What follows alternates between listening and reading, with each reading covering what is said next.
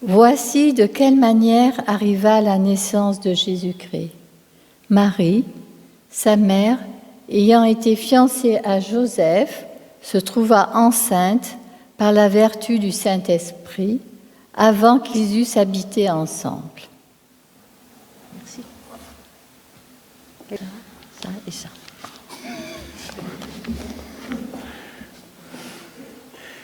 Les mages à Bethléem.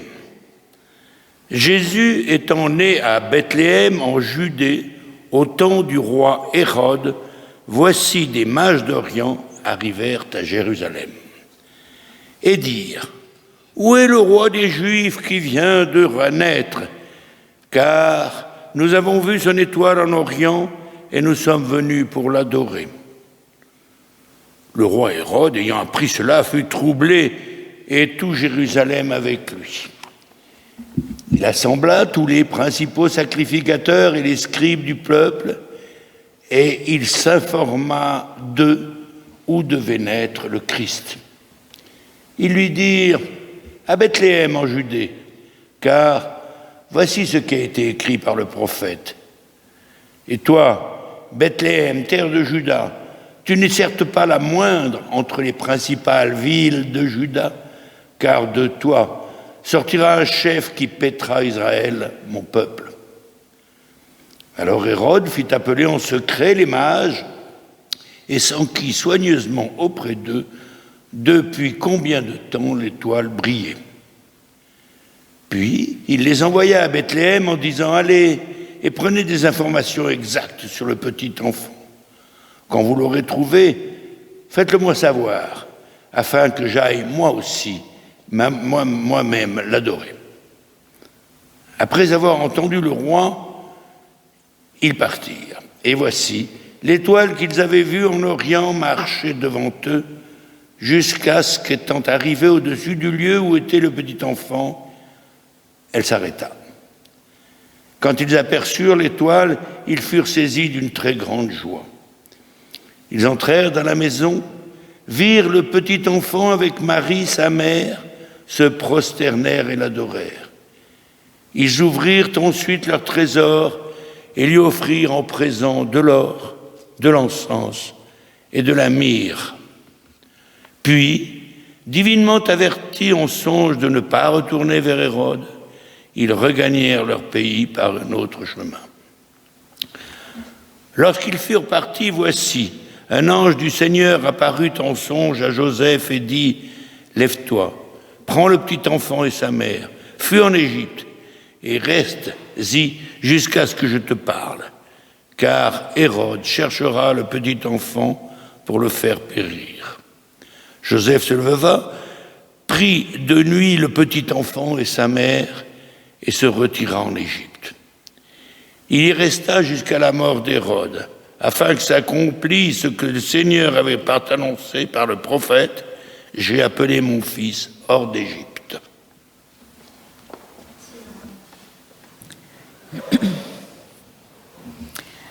Avez-vous remarqué qu'au verset 7, il est écrit qu'Hérode fait venir les mages, mais que ni le nombre, ni les noms de ces mages ne sont mentionnés. Et on peut imaginer qu'ils sont 3, seulement au verset 11, car on parle de 3 cadeaux offerts par ces mages, l'or, l'encens, la myrrhe. Alors j'ai une question facile pour vous. Citez-moi les prénoms des mages.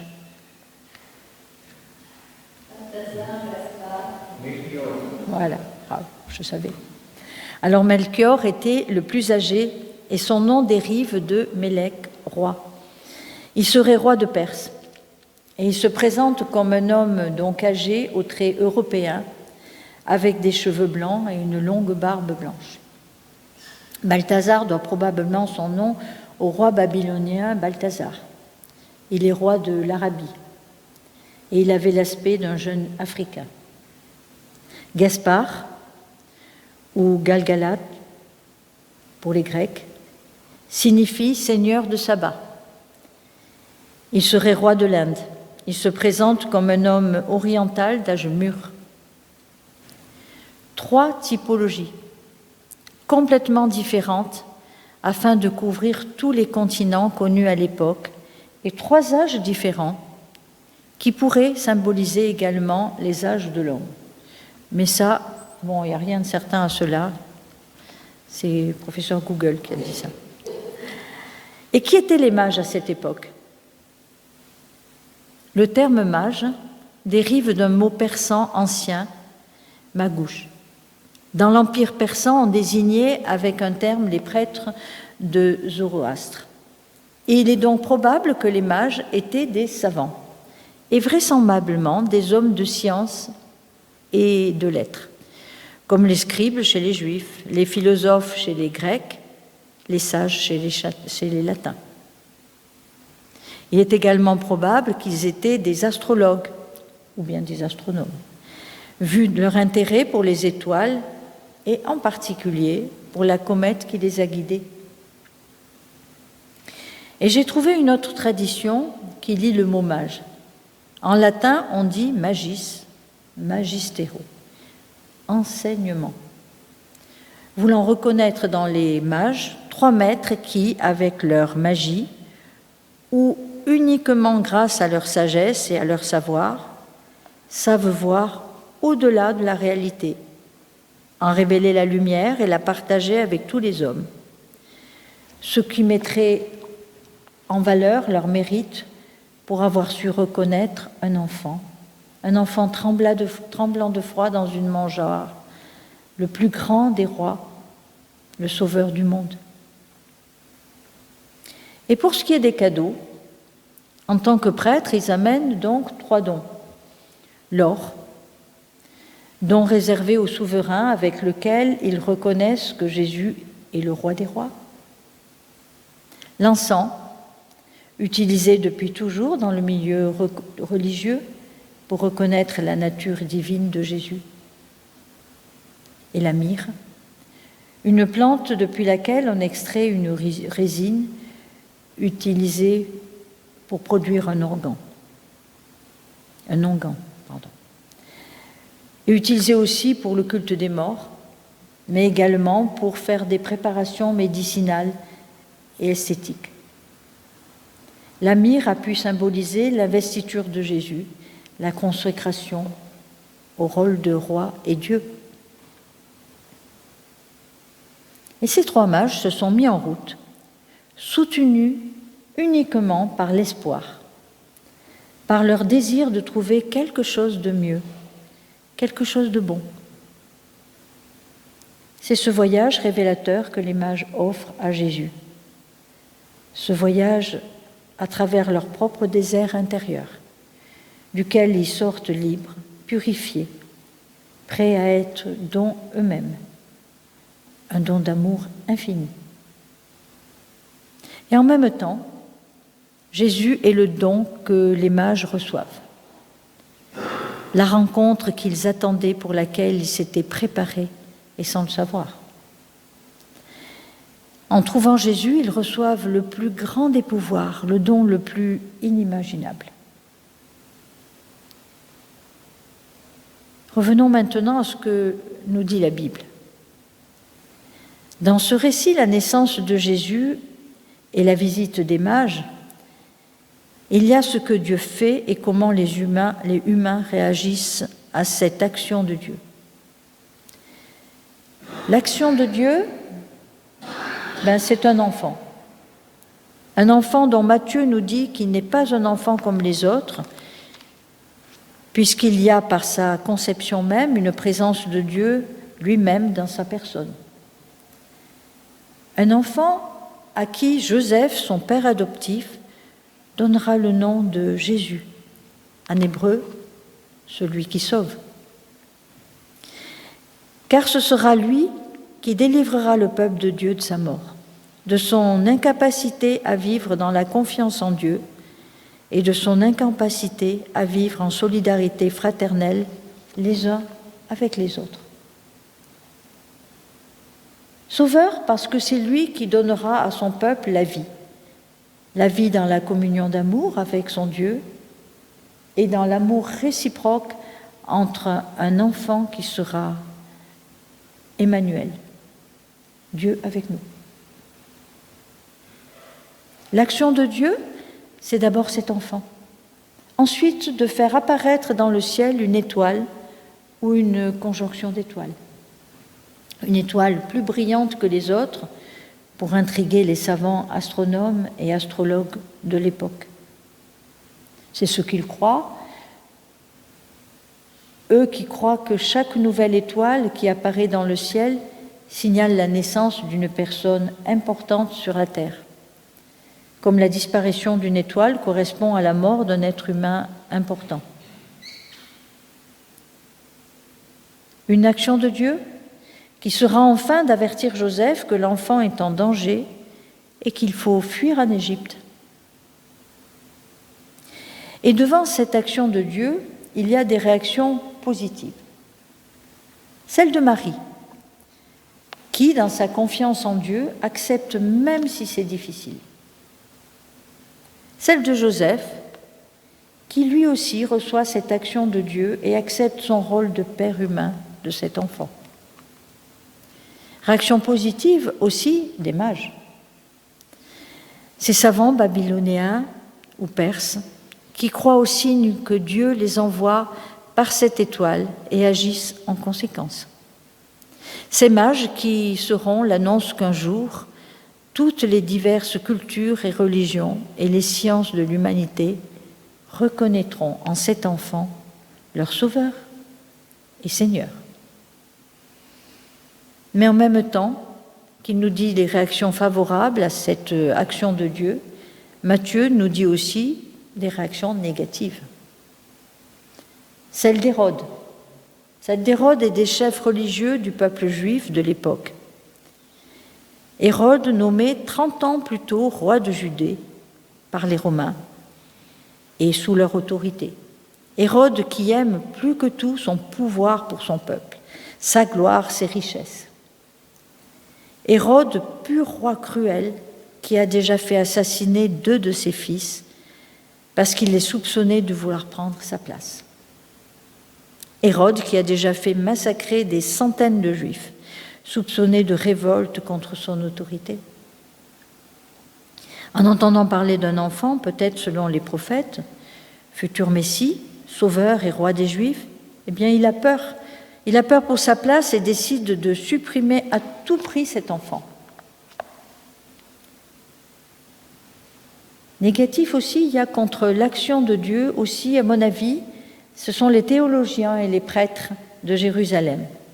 Ils avaient lié leur autorité religieuse et leur richesse à celle d'Hérode. Ils connaissaient assez Hérode, sa soif de pouvoir, sa cruauté, pour savoir que si on donnait à Hérode des précisions sur le lieu et la date de la naissance d'un possible futur Messie, eh bien Hérode s'en servirait pour l'éliminer. Un enfant, une action de Dieu dans l'histoire de l'humanité. Il y a ceux qui sont pour cette action, l'acceptent et y collaborent. Et il y a ceux qui sont contre, parce qu'elle les obligerait à changer de vie et qui cherchent à la contrecarrer. Et quand à partir de cette histoire racontée par Matthieu, je regarde notre humanité aujourd'hui, je vois bien que cette action de Dieu se poursuit.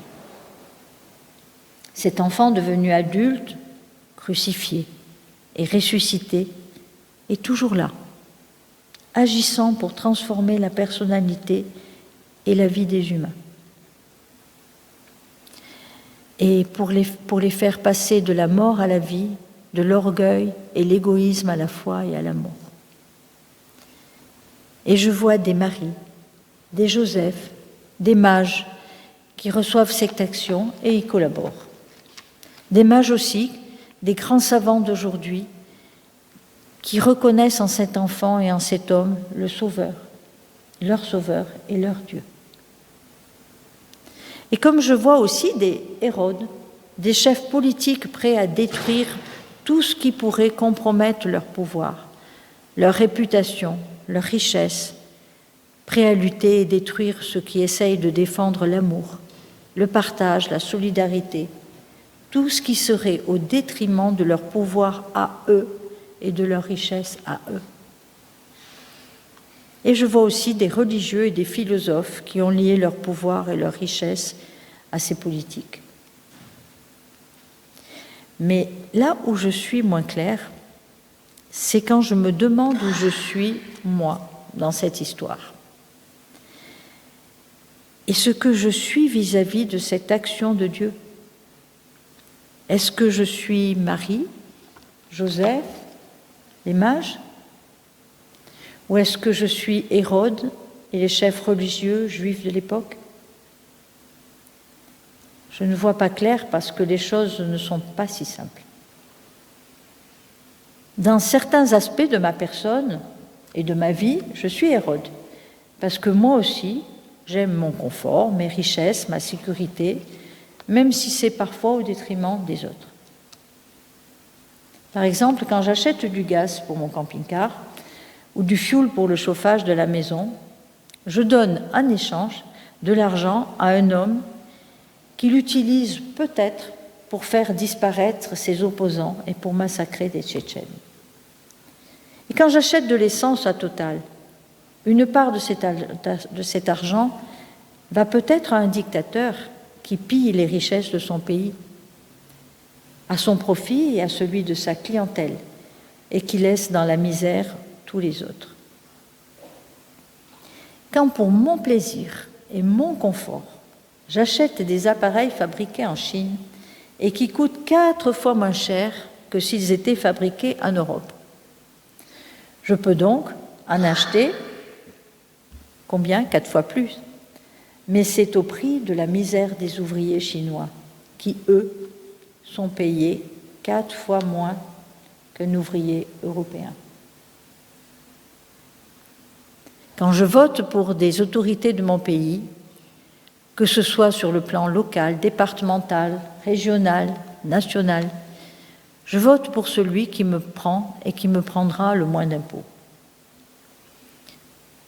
Au prix de trop peu d'aide sociale, au prix de centres d'hébergement où ceux qui n'ont plus de logement ne veulent pas aller tellement et ne respectent pas la dignité de chacun. Bon, il y a des tas d'autres exemples, je m'arrête là. Et que m'importent les difficultés et la misère des autres, pourvu que moi, je paye le moins possible d'impôts. Oui, je suis pour une partie de ma personnalité et de ma vie complice de tous ces Hérodes qui construisent et maintiennent leur richesse contre l'amour, contre le partage, la solidarité et même s'il le faut, horreur pour le massacre des enfants de Bethléem. Mais voilà, je suis aussi en même temps, pour une autre part de ma vie, Marie, Joseph, les mages.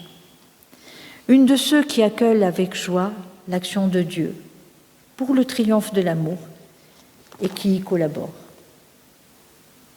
Et la bonne nouvelle, c'est qu'aujourd'hui, Dieu me dit maintenant, parce que tu as reçu Jésus, l'action de Dieu dans ta vie, alors, avec lui, par lui, tu vas de plus en plus te libérer de l'Hérode que tu étais et que tu es encore. Te libérer de ton désir de te servir d'abord toi-même, même si c'est au détriment des autres. Et maintenant, tu vas de plus en plus devenir seulement Marie, Joseph, les mages, ceux qui se veulent tout entiers au service de l'amour, de la solidarité, de l'entraide, au service des plus petits de tes frères humains. Maintenant, quand tu auras besoin d'acheter, tu n'iras pas chercher le moins cher, le meilleur qualité-prix, mais le produit vendu par le commerce équitable, celui où l'intermédiaire entre le producteur et toi te garantit que le producteur recevra le prix de son travail qui lui permette de vivre et de faire vivre sa famille. Maintenant, quand tu auras des économies à mettre en réserve, tu n'iras plus chercher ce qui est le plus sûr et ce qui rapporte le plus d'intérêt, mais tu mettras cet argent dans des fonds éthiques, moraux. ceux qui te garantissent que s'il rapporte peu, ton argent servira à faire progresser ceux qui en ont le plus besoin.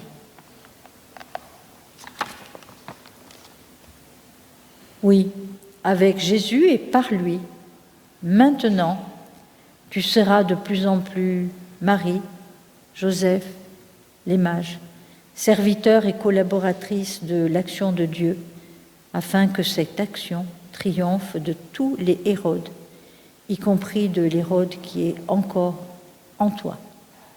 Amen.